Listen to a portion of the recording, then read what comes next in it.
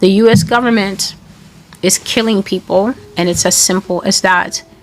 It's not a revolutionary thought, because as often as I've said it here, it should actually be a tagline of the ministry. The problem that I'm finding is that people get used to the things I say, and so the brain just starts to get comfortable with an idea that the leadership historically, don't think that I'm speaking Republican, historically, John F. Kennedy did not die because he was bitten by a tsetse fly.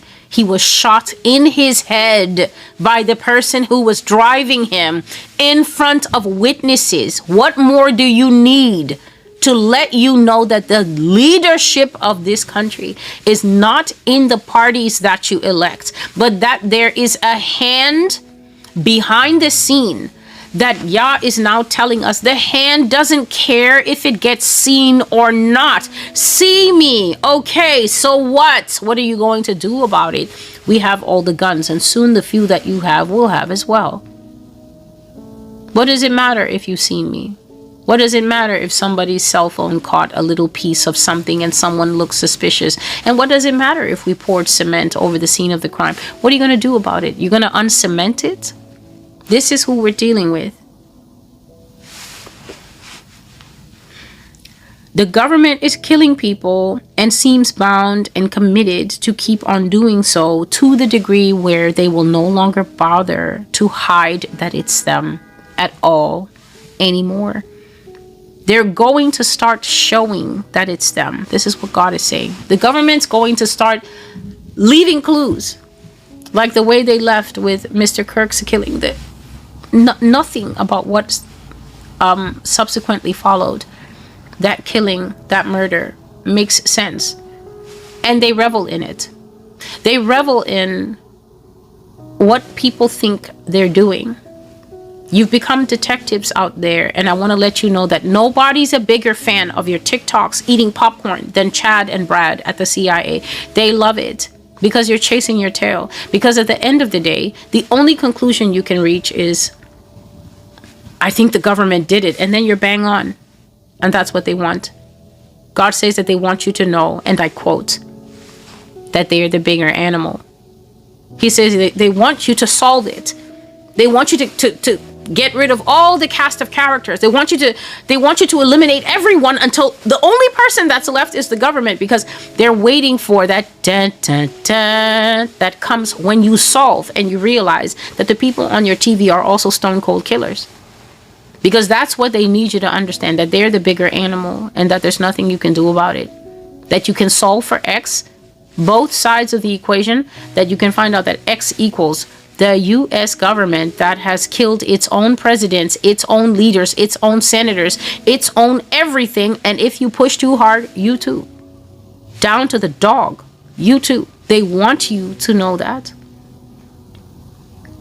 They're lawless and they're reckless, but the government also wants to secure the top spot in the battle of wills of all the animals. Y'all was telling me the people of America will get reckless. The people of America will get lawless. And I've told you this whenever I'm handling the Civil War prophecies. I said that once people realize that the government is willing to break every law, the people will also say, why should we be keeping the laws? And the people of America are going to start breaking the rules. People in this country are going to become lawless. But what the government is saying is that when we match lawlessness, you're going to find out that there's nothing that we won't do. A man with a family, there's plenty that a man with a family won't do. There's plenty with a woman and with one child. You can control a woman with one child. Just call her and tell her that you like the way that her child played soccer this afternoon, and let it turn out that the boy really had soccer this afternoon, and name the school. That lady will do whatever you tell her. That's not a vigilante over there. That's not a hero. A man with kids, that's not a hero.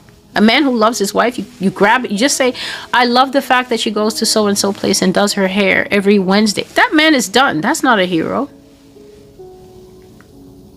The government will reach a point where it wants you to know that it knows where you shop. It wants you to know that it knows what you eat every Wednesday at the diner on your lunch break. That's why they gather all the social media data. Receiving phone calls like that and getting told we don't want to see those videos anymore. That's the whole point.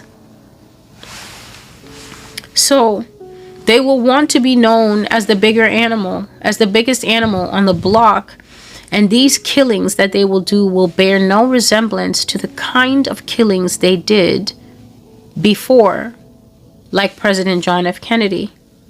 They are going to do zero conspiracy zone with these ones. It will not be a conspiracy. We will not have to wonder. They will do bald-faced, open killings where we can all see it, and we can all see the low effort that the government will put into deniability. When you've done something and you want to be recognized for it, who denies it? You might smile when you're asked about it. You might smirk when it comes up, but you won't deny it outright because you want to be known and acknowledged for your handiwork. And that is what the government will do. You ask the government, was it you that killed this lady? And they'll be like, was it? Was it me? Was it not me? That's what they're going for. Who wants to deny their handiwork? No, they want to be acknowledged for it. They want you to solve away and realize that it's them.